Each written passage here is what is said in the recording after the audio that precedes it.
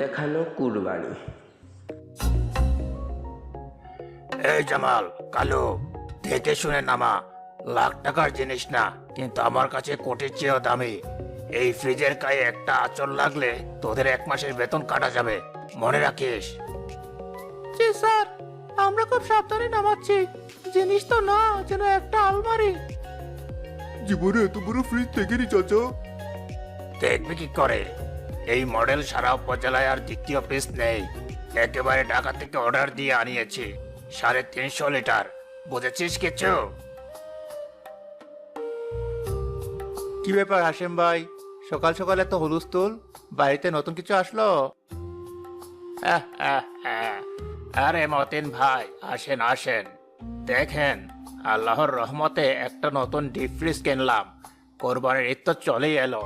প্রতিবার গোস্ত রাখতে গিয়ে যে কি হয়রানি, এইবার আর সেই চিন্তা